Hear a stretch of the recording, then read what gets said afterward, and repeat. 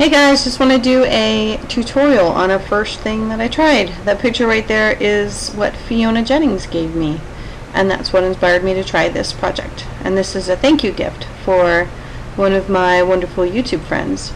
So I've been wanting to try a exploding canvas for a long time, and I really loved the way the texture was on that one that Fiona gave me, and I had to give it a try. So it was easier than I thought. It looked so complicated, but it's actually quite simple. Just cut it. Cut it and bend it back. So that's just some extra chipboard because I need to cover the back of it because I have plans for this.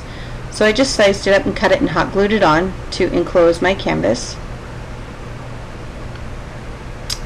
And then got my glue gun out and my tweezers and just started rolling it back just randomly. I kind of messed with it for a little bit just so I could see how some of it would look, but there's no rhyme or reason. I'm just bending it back and rolling it and gluing it down.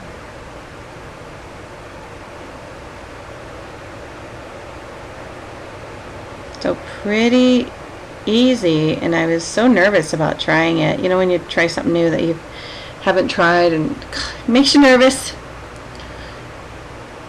And this was made for somebody who I believe from all the videos that I've watched, she loves the color purple. Purples and blues, and I think those are her favorite colors.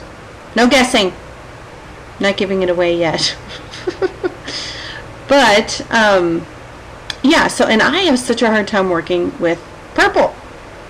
I don't not like purple. I just don't use purple a lot. So I actually had to wait for a little while because I ordered some paint special for this project, the Lumiere paint, which I love, and it came. So, but yeah, so just rolling it back here and there, and I kept all of this in here. And I didn't speed it up too much because I thought that this would be helpful as far as a tutorial to kind of see how it actually works. It's very, I mean, it looks complicated, but it's really simple. You just roll it back. For newbies that might be intimidated, but I'm intimidated by it. I mean, I've been doing this kind of stuff for a long time, but I'm still a newbie to all this new stuff that I try. So hopefully you guys get some use out of this. A lot of these projects, these exploding canvas projects, have been just gorgeous. Fiona Jennings also sent me another one that had a stick across the open area with two birds on it, and it's just gorgeous. And it's larger than the one that I showed in this one, but the reason why I showed the one that I did in this one is because of that texture on it is what I wanted to duplicate. And I love it. I love that, how that worked out. And when we Skyped a long time ago, she told me how she did that, and I will show you. But it's a Fiona design. It is not my design. I'm scrap lifting this off of her, and she inspired me to give it a shot. So, and she's got lots of videos on exploding canvases. She does gorgeous stuff.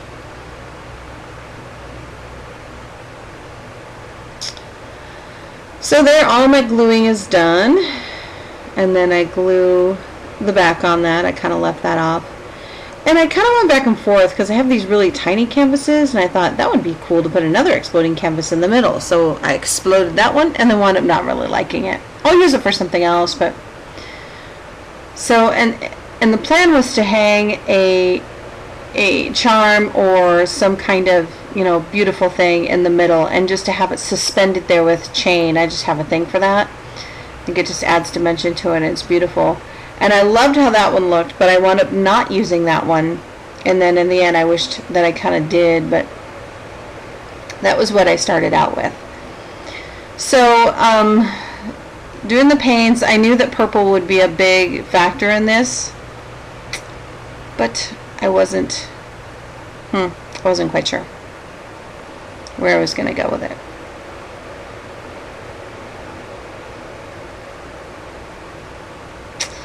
So I tried the pink in there. I did not like it, but I just left it because I knew I was going to cover it up.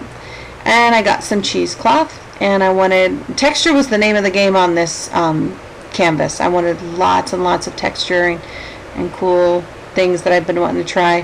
This is the first time I've ever used cheesecloth, if you can believe that. Seriously.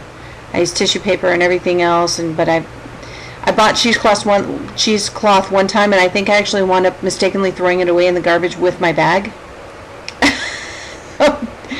Yeah, I was looking for it everywhere, so I finally just gave in and stopped looking for it. I think it wound up getting thrown away, and I bought some new stuff. So, by the way, that was the Liquitex matte gel medium, and I used way too much. So, and I just squished it around in there with my finger and pulled it up the edges until I liked the look of it.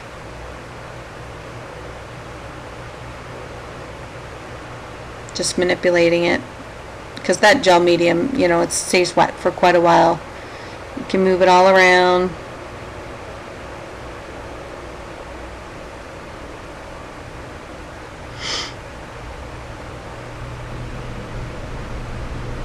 So I'm just trying to cover up some of the wood that's on the inside there. And what doesn't get covered with the cheesecloth, that's fine. That's perfectly okay. Squishing it in the corners there.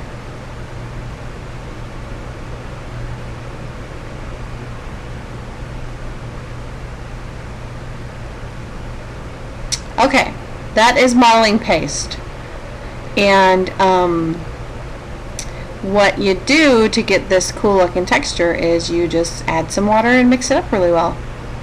So you keep adding water until you can brush it on and make those really cool brush strokes that actually look like the wind is like it actually blew up and the wind is blowing it outwards. So it'll make sense when you see it.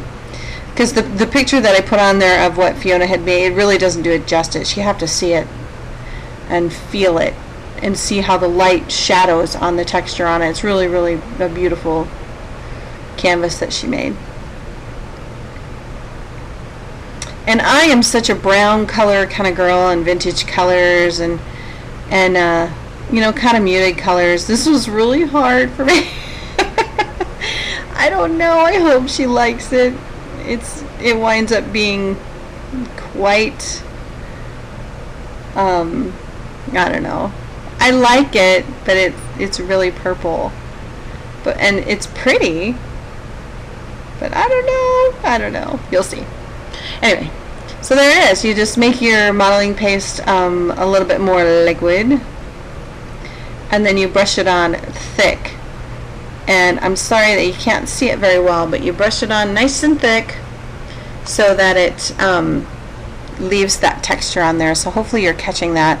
I know I keep going out of film. There's nothing I can do about that, but so I just put it on really thick, and it takes a long time to dry, so I did have to wait overnight for this project. So, and I finished this one up last night, so it was the night before I had started the texture with the modeling paste. Looks like frosting. I'm gonna lick it. So, and I made it go all along the edges too, which I keep trying to stay in film or in the screen, but I had it explode all the way down the edges too, so there's texture all around it.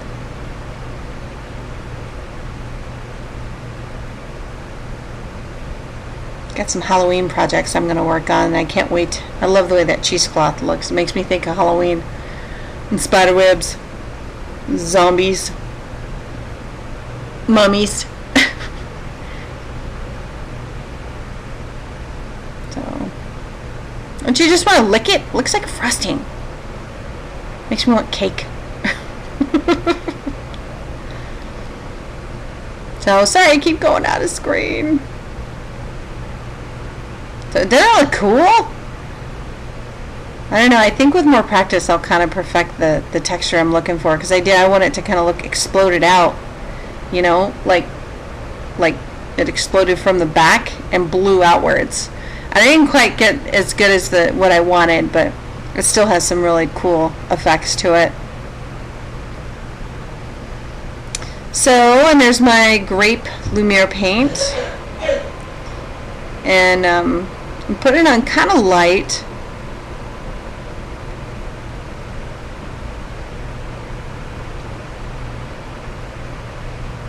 And with the modeling paste, it'll lighten it up a little bit.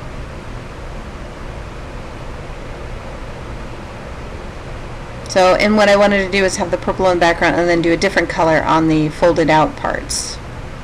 And then on the inside as well.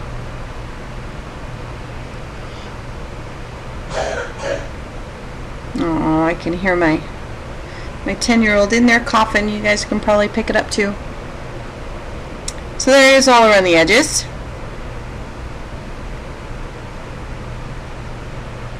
And then I use some blue. I forget the name of that paint. But I put that on the inside. I almost used the citrine green color paint. I kind of wish I would have, but the blue and purple is something that I know that she really likes. So I'm really trying to incorporate it in here and make it pretty. Oh, that paint has that shimmer to it. I just love it.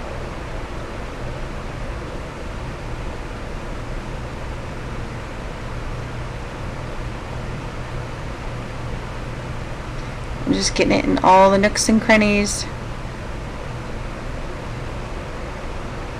And then that is the silver metallic. And I wanted it to have even more of a sheen on it, and it lightened up the purple just a little bit.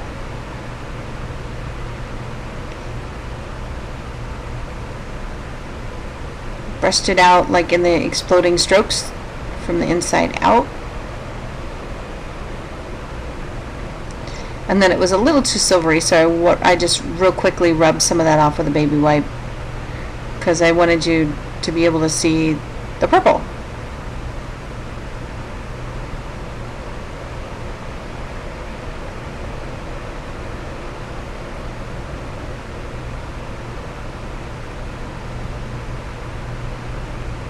I just have the wax paper so that my hands don't get so painted. They still got paint on them, but it was a little bit less, you know, so because I knew I would be grabbing the canvas. So I just roll the wax paper, just a tip. I roll the wax paper over and I hold it with the wax paper, so that's my barrier between my skin and the paint, and my hands don't get quite so full of paint. So there I am, still thinking about that green, but I went with the magenta. And I wanted to mix some colors. I think this is where I mixed the magenta and the blue and the purple. Made kind of like a violet-y color. Trying to stay in that same kind of color family.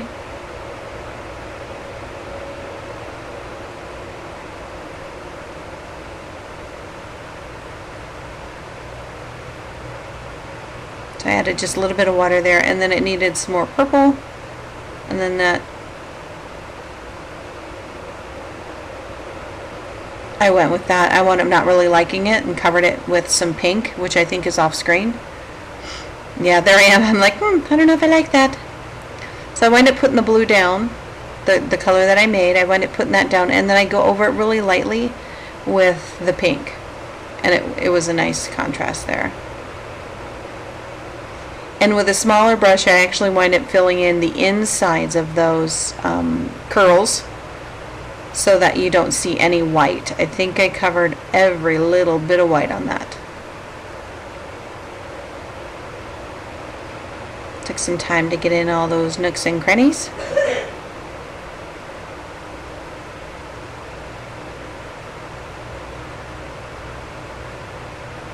There it goes, yeah.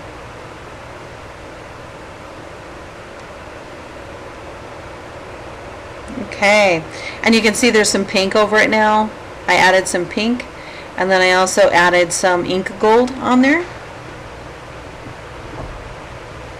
And those are my Butter Beast scrap filigree flower pieces that I have. And I painted it with the ink gold and a brush. It was that bronze color, and I painted it. Painted it on. I'm just showing you there what I had done. And then that is just a pop dot that I put in there because I needed some space, because the other one that I was going to use, I wound up not using the black one,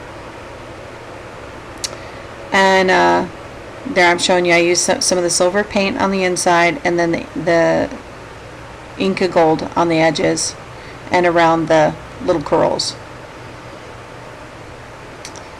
So in here I'm making the charm that I'm going to hang from the middle on some chain. I'm using E6000, getting high. That stuff smells so strong.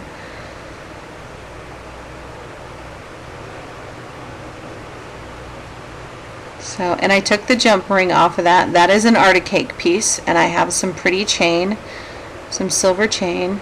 And the plan is to put those, to layer those one on top of the other. They look really cute together.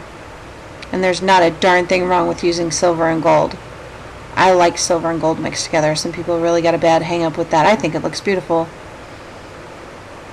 But, so that's my centerpiece for that I decided to go with.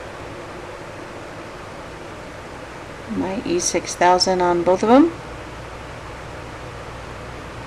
And that takes the E6000, for those of you that haven't used it, just that's the best glue to use for metal embellishments and keeping them. If you use hot glue, it's going to pop right off in time. It's just not going to stay. But the E6000 does wonders for metal, gluing metal down. Metal to metal, usually. So here I am. I'm doing some flowers. I'm using the crushed grape, I think. I can't remember. It's the purple Dilutions ink spray on a big Wild Orchid Craft flower. And then once I dried it, I slammed my hands on my thing because I got purple ink in my Inca Gold.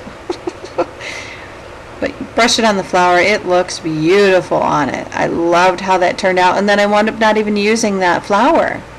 But I think I'm going to give her that flower because it just is so vibrant, beautiful purple. And brushing that on just made it look so pretty. I know she would get some use out of that. So I think I will send that to her as well. But I'm just showing newbies how to, that was a white flower. Even if it was pink or whatever, you could still change the color of it with your inks. So I'm just brushing on the Inca Gold.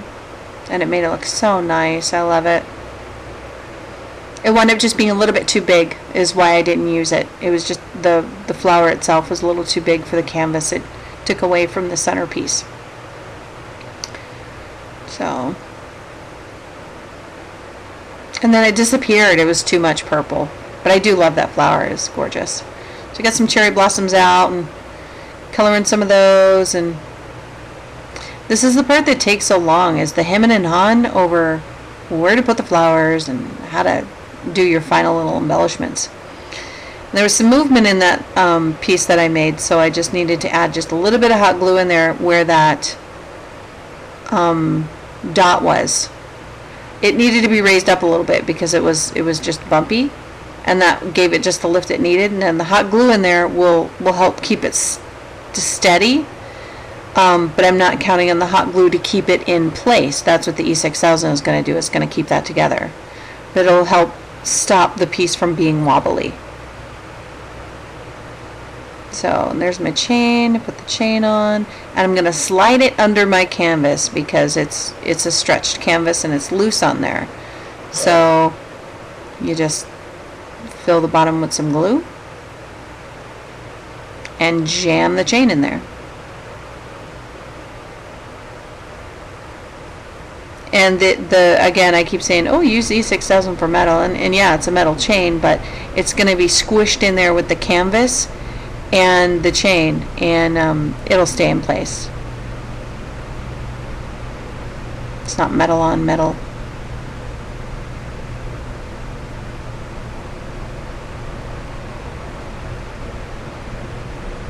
So, and I just squirt it all in there.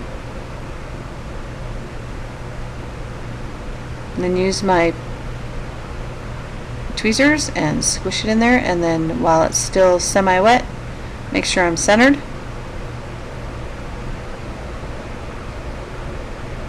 And there it is. And some more coloring flowers.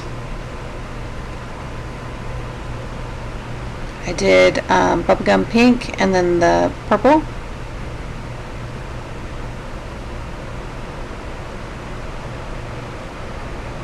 And then just, you can also brush it on when you have the extra down there. You can do a smaller one. You can add water if you want to dilute that color a little bit.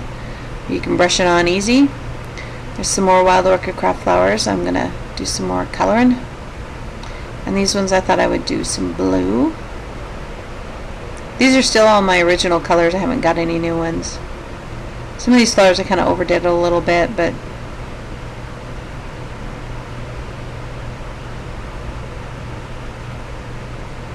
you just buy white flowers. I think you get the most bang for your buck by buying just white flowers and then just making them whatever color you want. But those two-tone purple ones off there to the left, those are so pretty. I like the two-tone ones, and I can't get that soft two-tone look. I could probably get it if I used Distress ink on it.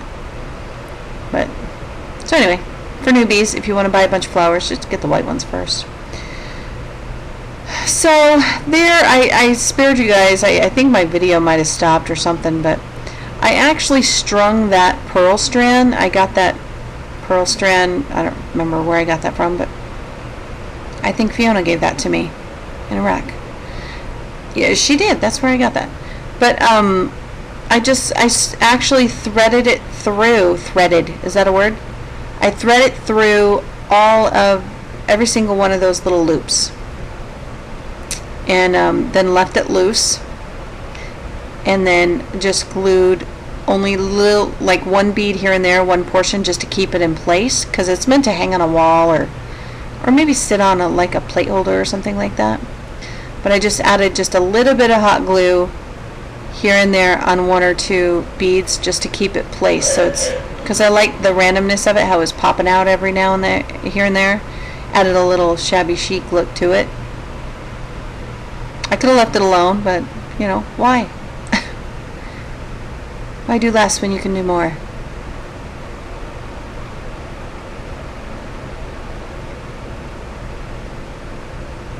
So, and again, I left this in just to show people who are interested in how the heck do you get that in there, and it takes very little glue to keep it in its place.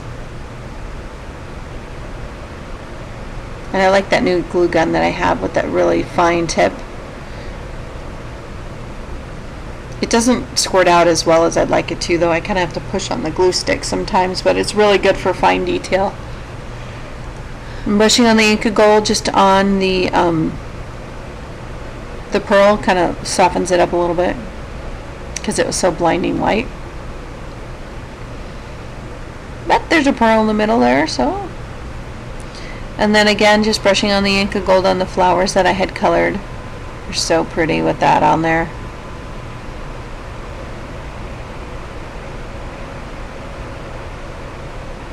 And I wind up using some of them, but not all of them.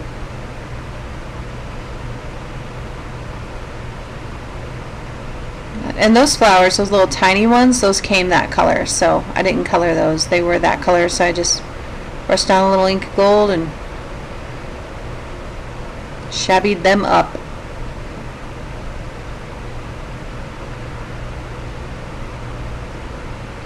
And then the flowers that I colored with the ink, the cherry blossoms have those little white balls in the center. Balls, whatever you call those, I don't know. Seeds, I don't know what they're called. But they took the color really well too, so I just added some snow-capped white paint and detailed it on there and painted those again. Wasn't sure if I was going to use them. But there it is. There's a little white mini rose from Wild Orchid Craft. I'm trying to show you guys, but I'm out of screen and I can't see that I'm out of screen.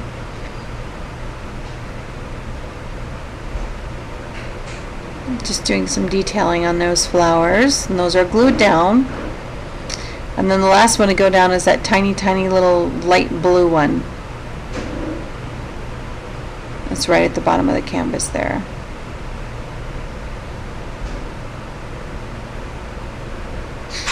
I think there was a bug flying around, which is why I waved. And I'm putting hot glue on the flower that you can't see.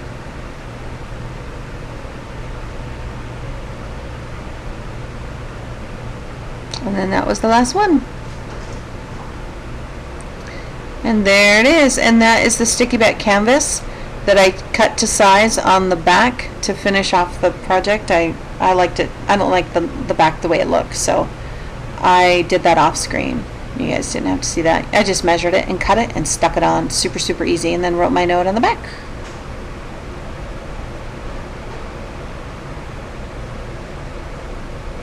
So there it is. Calling it done.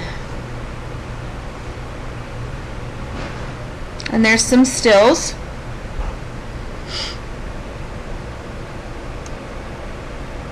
So very purple, very blue, very pink. But that shows that texture. Isn't that cool? I just love it. So thank you, Fiona, if you're watching, for showing me that and inspiring me to try give this a try. There's that beautiful blue flower. Turned out so pretty. So I like it, but it's really, really purpley and blue, and I'm not a purple blue girl. I'm don't know, I'm more of the softer muted colors. I think it turned out pretty though. I hope she likes it. But thanks for watching, guys.